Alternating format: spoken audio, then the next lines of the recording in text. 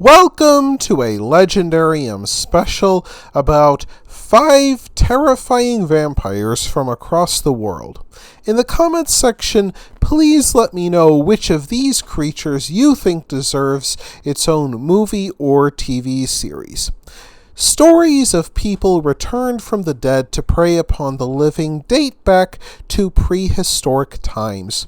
A common fear of death, the inability to explain sudden demises, and the horror of seeing bodily decomposition led to ubiquitous vampire myths across Earth.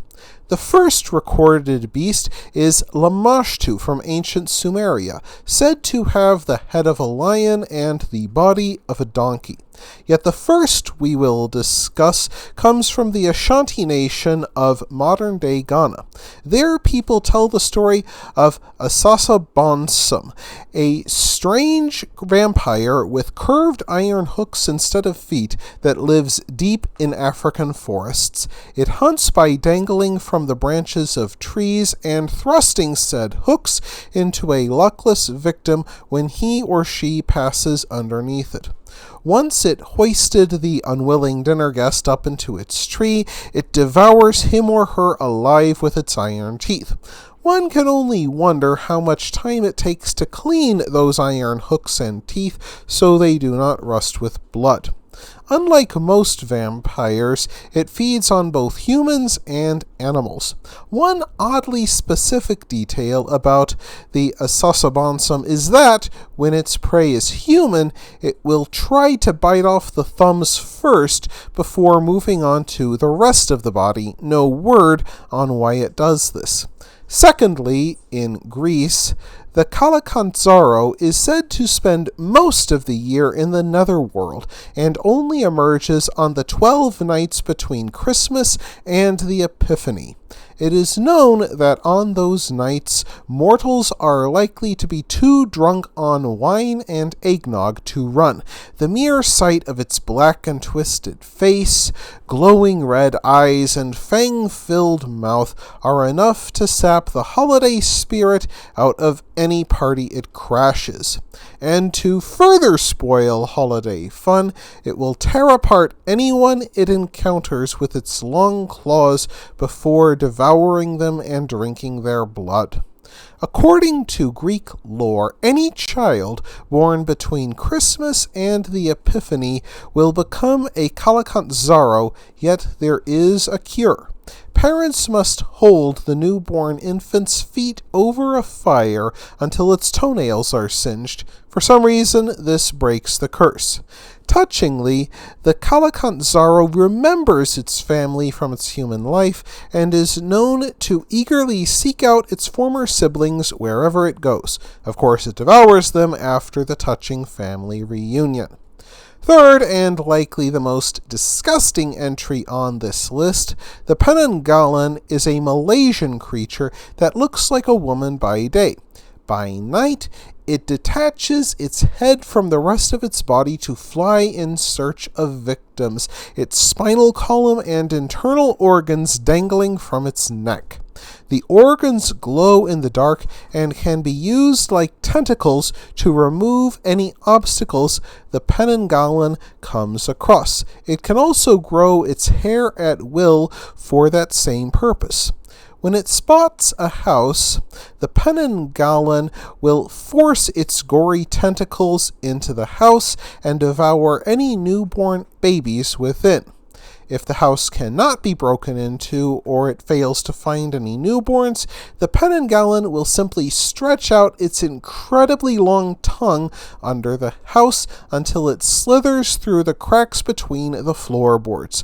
Once the tongue finds its way into your bedroom, it will plunge into you, and the Penanggalan will use the tongue as a straw to drain the victim to death from a distance, like a warm Long Island iced tea.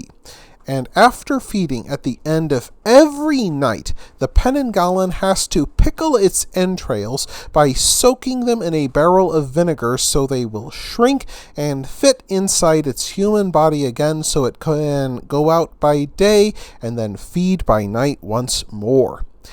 Fourth, in the Czech Republic, the Nelapsi is a walking cadaver that hunts prey completely naked. It also has glowing red eyes, long and filthy black hair, and needle-thin teeth. Nelapsi is also more ambitious in its evil. It can destroy entire villages at once and will not stop gorging on blood until daybreak. Hardly a picky eater, it feeds upon livestock and humans alike. It kills by either ripping victims apart with its teeth or by crushing you in an embrace so powerful it shatters bones. And even if the Nelapsi leaves some victims alive, they will be killed off by a plague that follows the creature wherever it goes. And when it is not feeding, the Nelapsi climbs church steeples and casts its withering gaze about the countryside. And if anyone should be caught in the Nelapsi's gaze, they will either suffer debilitating seizures or crippling pain. This likely served to explain otherwise unexplainable nerve pain and neurological disorders among pre-industrial people. Fifthly and finally, the Indian Brahmaparusha may not be as powerful as some, but might be even more frightening. Like the most accomplished serial killers, Brahmaparusha takes trophies of its victims, in this case, their intestines. It is so proud of its murders that it wears intestines wrapped around its head like a turban for the whole world to see. When it catches a victim, it first drains their blood into a skull that carries around wherever it goes, slowly drinking from it throughout the night. After that, Brahmaparusha removes the victim's brain, its favorite delicacy, and feasts upon it. Due to its immense and boundless hunger, the Brahmaparusha needs to eat several humans before it can feel truly sated.